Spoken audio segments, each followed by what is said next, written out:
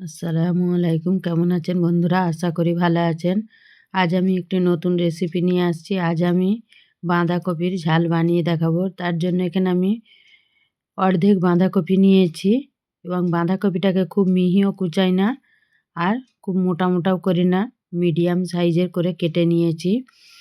আর এখানে বাঁধাকপি আমরা সাধারণত ডুমো ডুমো করে আলু দিই, কিন্তু এখানে লম্বা করে আলু দিতে হবে, তাই লম্বা করে আলু দিয়েছি। আর একটা পেঁয়াজ, একটা টমেটো দিয়ে এটা আমি আর কিছুটা কাঁচা সরষের তেল দিয়ে দেবো, দিয়ে এটা আমি হাফ সেদ্ধ করে নেব। আপনার 80% সেদ্ধ করব।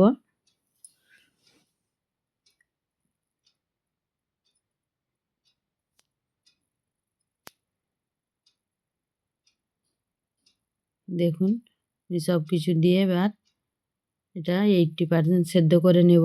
দুটো হুইসেল দিলেই হয়ে যাবে।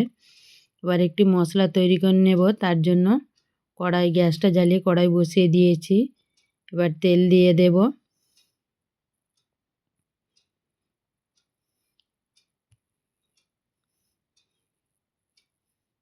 তেলটা গরম হয়ে গেছে। এবার এখানে আমি কিছু মশলা দেব। হাফ চামচ ধনে, গোটা ধনে, হাফ চামচ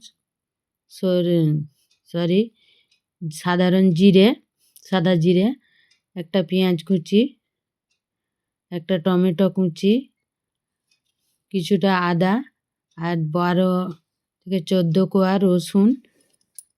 রসুনের পরিমাণটা এটাতে বেশি দিতে হবে একটু, দিয়ে হালকা ভেজে নেব।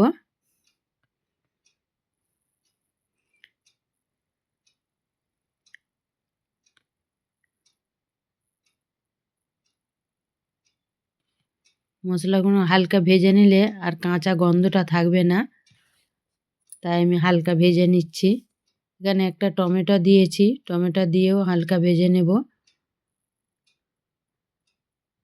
আর আমি এখানে ধনেপাতা দিই না, ধনেপাতার ডাঁটিগুলো দিয়ে দিচ্ছি।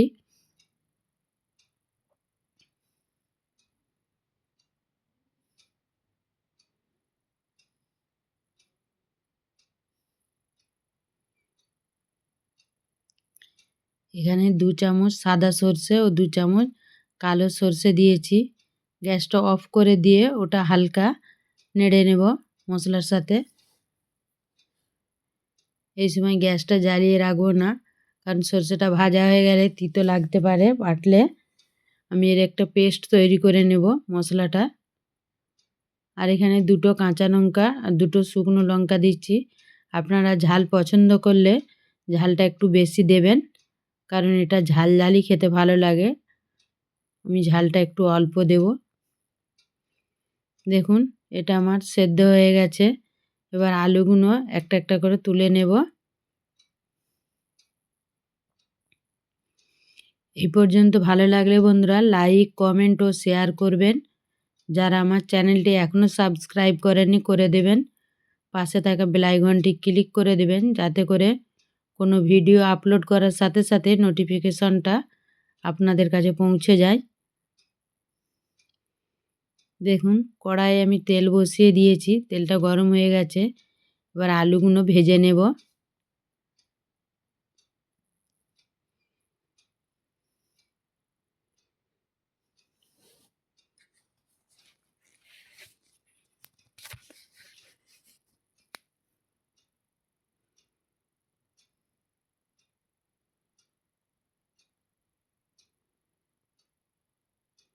দেখুন আলুগুলো আমার ভাজা হয়ে গেছে।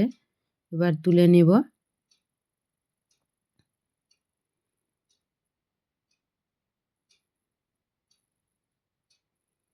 দেখুন আলুগুলো তুলে নিয়েছি। এবার সামান্য 5 ফোড়ন দিয়ে হালকা ভেজে নিয়েছি। আর মশলার পেস্ট বানিয়েছিলাম, যে মশলাগুলো একটা মিহি পেস্ট তৈরি করতে হবে, এটা দিয়ে দেব। 5 ফোড়নের সাথেই মশলাটা দিয়ে দেব, দিয়ে হালকা নেড়ে নেব। খুব বেশি ভাজবো না, তাহলে সর্ষেটা তেতো হয়ে যাবে। আর এখানে বলে রাখি বন্ধুরা, সর্ষেটা দিয়েছি বলে আমি অল্প নুন দিয়ে বেটেছি, নইলে তেতো লাগবে সেই জন্য। এবার বাঁধাকপিটা দিয়ে দেব। দেখুন বাঁধাকপিটা আমি দিয়ে দিয়েছি। বাঁধাকপিটা সেদ্ধ হয়ে গেছে, তাই বেশিক্ষণ রান্নাটা করতে হবে না, জাস্ট শুকনো শুকনো হওয়া পর্যন্ত। বাঁধাকপিতে আর নতুন করে পানি দেব না, বাঁধাকপি থেকে যে পানিটা বেরিয়েছে সেই পানিটাতেই আমার এটা রান্নাটা হয়ে যাবে।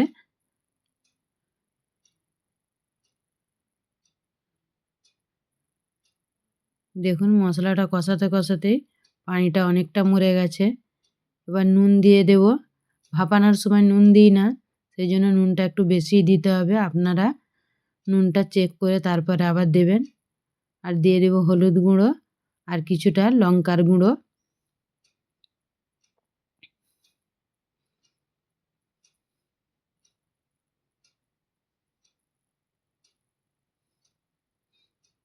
দিয়ে আবারও কষিয়ে নেব মশলাগুলো ভালো করে। আমি নুন দিই না, আপনারা চাইলে অল্প একটু আমি চিনি দিই না, আপনারা চাইলে অল্প একটু চিনি দিয়ে দিতে পারেন। দেখুন পানিটা মরে গেছে এবং রান্নাটা একদম মাখো মাখো হয়ে গেছে। এবার আলুগুলো দিয়ে দেব। দিয়ে আমি এটাতে মশলাটা ভালো করে কষিয়ে নিয়ে আলুর সাথে মাখিয়ে নেব। নিয়ে আমি 1 মিনিটের জন্য ঢাকা চাপা দিয়ে রাখবো, কারণ আলুটাও সেদ্ধ হয়ে গেছে, শুধু আলুটার ভিতরে মশলার ফ্লেভারটা যাওয়ার জন্য 1 মিনিট আমি রান্নাটা হতে দেব। 1 মিনিট পর ফিরে আসছি। দেখুন আমার রান্নাটা হয়ে গেছে, একদম শুকনো শুকনো হয়ে গেছে।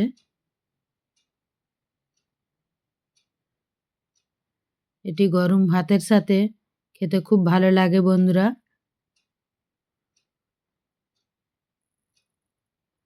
দেখুন হয়ে গেছে। এবার আমি উপর থেকে ধনেপাতা দিয়ে দেব। ধনেপাতার ডাঁটিগুলো আগে দিয়েছিলাম, এবার পাতাগুলো দিয়ে দেব। দিয়ে আবারও আমি রেস্টে রাখবো 1 মিনিট চাপা দিয়ে। 1 মিনিট পর আমি আপনাদের সার্ভ করে দেখাচ্ছি। চলুন বন্ধুরা, ফিরে আসবো অন্য কোনো এক নতুন রেসিপি নিয়ে। ততক্ষণ ভালো থাকবেন, সুস্থ থাকবেন।